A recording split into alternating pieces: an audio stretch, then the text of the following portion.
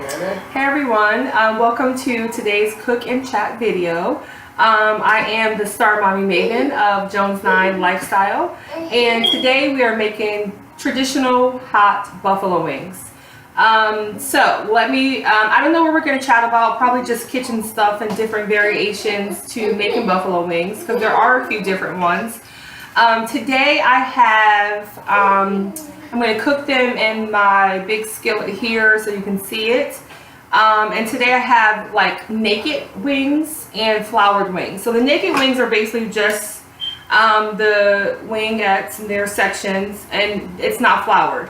I did put some sea salt and pepper on them, and that helps make them extra crispy. And then I have some floured wings also. I'm going to sauce those as well, and that's just going to be whatever you season your fried chicken with. I do have a couple of different ways that I season my fried chicken, so I just basically omitted some of that because I don't want like heavy fried chicken flavor, because we really still want them to be buffalo wings. And I also make a third variation. I have four. I'm going to make a third variation where I actually use panko crumbs. They are those Japanese like breadcrumbs, and they're really coarse, and they make the chicken wings very, very, very, very crispy. They can get soggy with the sauce if you eat them leftover. It tends to get a little soggier, but it's still really, really good, especially when it first comes out. And that's my third variation. And then my fourth variation, of course, is just kind of baking them and doing it that way. So I'm gonna go ahead. My grease, my oil, I have vegetable oil. It's heated up to, I think it's about 360 right now. And if you're not sure if your grease is hot enough, you can just take like a ball of wet flour and rub it in your hands, make it a ball, and drop it in, and you'll see how it sizzles. If it sinks to the bottom and just gets soggy, the oil is not hot enough. If it burns quickly, it's too hot. You want it to sizzle the way you want your chicken to sizzle when you put it in, right? Okay, so I'm gonna drop the flour wings in first. And it's a pretty good sizzle, so I'm actually gonna get my oil a little hotter for right now, mainly because I'm gonna try to fit all these in. So I have 4 pounds of wings. In my local grocery store, they sell them chopped and separated in pieces, the flats and the drumettes. And so that was just 2 packs. I have 1 pack of the drumettes and 1 pack of the flats. And that was about 4 pounds of wings. And so I know it's a little bit more work making the wings at home, but for those 4 pounds of wings, and I think I have about 24, 26 wings, it cost me $11, $7 for the drumettes, and it was like about $4 or $5 for the flat parts. So you really are saving a lot of money. I'm going to show you how to make the sauce later. So with that, the wings, and then the sauce, I mean, you're going to spend about, you know, maybe $18 for like 24, 28 wings. That's a very good price. I'm hoping I can get all of my wings into one batch. You don't want to overcrowd your pan for sure, but today I might. And then I'm putting the naked wings in right now. And again, they just have salt and pepper on them.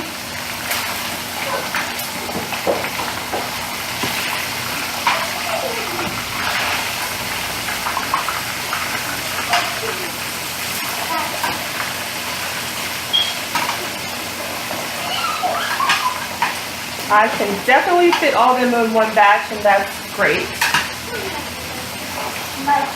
So I'm going to let those rock out a little bit. I'm actually going to turn my oil up just a little bit, just because it's not cooking as fast as I would like. So I'm going to swing the camera back around, because I'm going to make some other food to go along with this, as well as the buffalo sauce, right? So of course I'm going to wash my hands, get my things out. Definitely don't want to have any cross-contamination, salmonella, things like that. If you have fingernails, you want to get under your nails. And even though I didn't really touch the chicken wings, I used the tongs, but still, you know.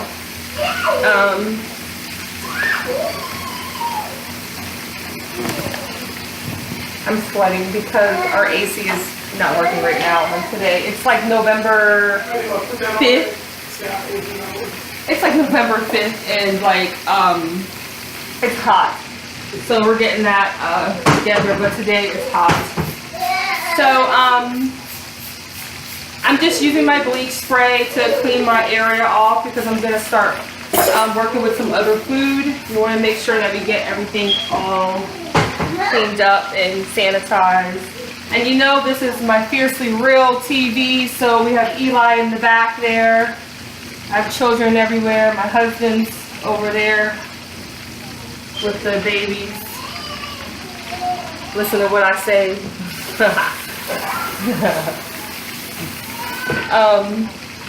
So yeah, so I have 2 closets. Okay, so now I am going to make the home fries. So we're having like homemade French fries with red potatoes. So I'm going to slice those. You can slice them as thick or as skinny as you would like. I just slice. You can leave the skin on, take the skin off. For red potatoes, I actually like the skin on. So that's what I'm doing now. I'm just slicing them. The bag of red potatoes cost $3. So you have, of course, it's a 5-pound bag. I'm not going to use all of them. Even if I was making this for my whole family, which I'm not, I'm actually making it just for lunch for Tony and I today.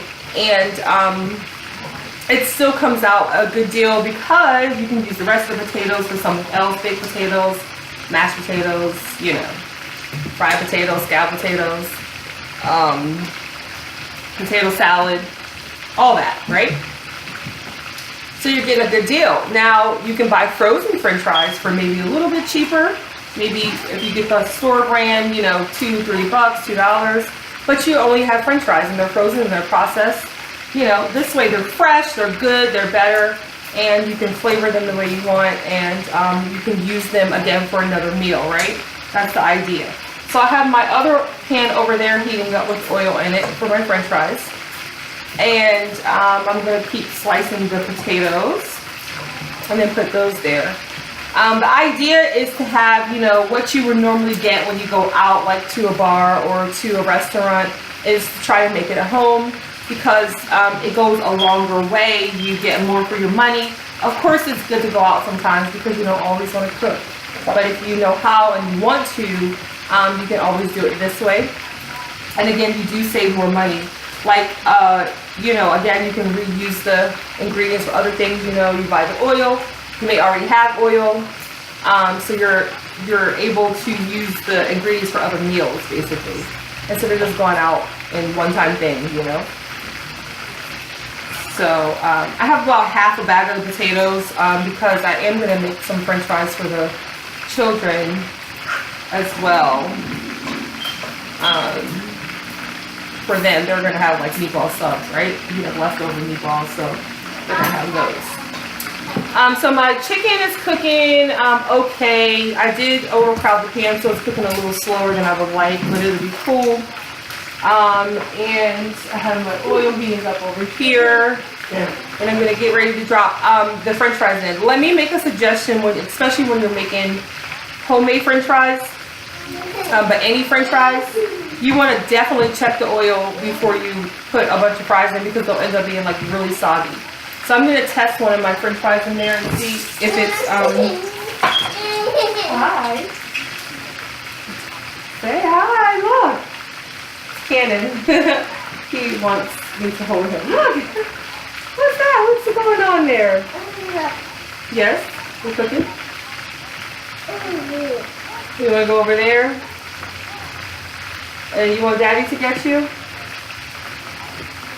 Yes. Say bye-bye. Say mwah. Say bye-bye. Good. Bye-bye. Say mwah. No, he's not going to do it. Okay. See you later. Yeah, you know this is what it is here. When you look at my videos, you're going to see children popping in and out. It's going to be some pausing going on. So my oil is definitely ready for the French fries to go in, the potatoes. And remember, these are raw potatoes, so they actually are going to take a little longer to cook than your frozen potatoes. So I have a bunch of potatoes that I cut up here. And you do not want to overcrowd the pan, for sure.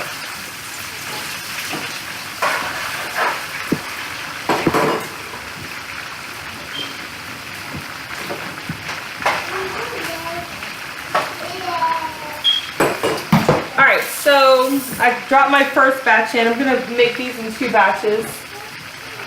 And they'll be done pretty quickly.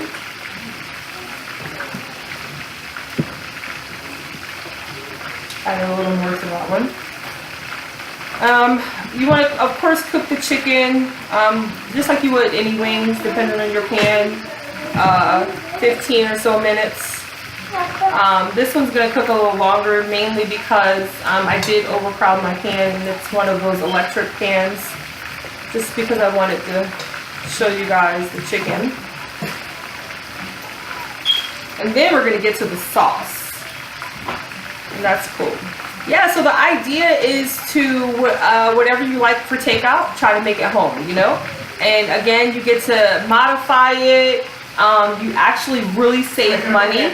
And even if you spend more money, trust me, you're going to reuse some of those ingredients for something else, you know? And that's what's great. So in the end, you actually really, really do save money.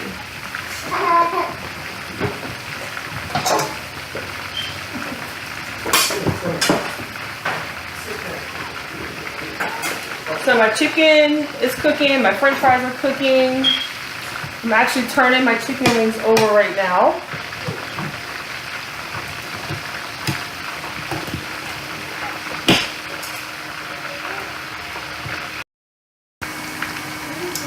Okay, so magic of computer pausing and editing and all that.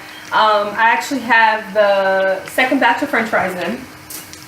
Potatoes with french fries. And these are the first batch. And I just put some coarse sea salt and pepper. Okay, it's really good. And that's what's on that. Oh, sorry. The chicken's gonna come out right now. It's pretty crispy. So I'm gonna move this so you can see the chicken.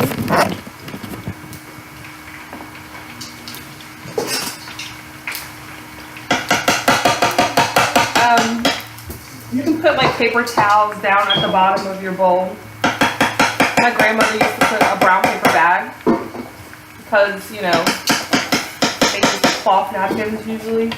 And she would like tear up a brown grocery bag or a brown sandwich bag. It drained it just as good. Alright, so I'm getting them out. A few of them are going to stay in a little bit longer. You gauge how you like your chicken. Like ours, pretty crispy. This cooked about 20 minutes or so, mainly because I had so many in there. And then I had some with flour and some without. And these are the non-breaded ones. And they just have the salt and pepper on them. So, I'm going to finish up this first part of the video. We are making buffalo wings and homemade french fries. And they are on. And then I'm going to come back in the second part of the video. And I'm going to show you how to make the buffalo sauce. And just talk about a couple of different variations of sauces that you can make. And I'm going to also do another little side that's going to go with them. If you don't like celery or carrots, I love carrots. I'm not a huge fan of celery, but I will eat it. But I have another variation of a side that you can have to dip in your ranch or your blue cheese. And so we'll come back in part 2 and I'll show you all that. Thanks for rocking with me with this cooking chat, and you can go visit part 2 for the rest of the video. Recipe.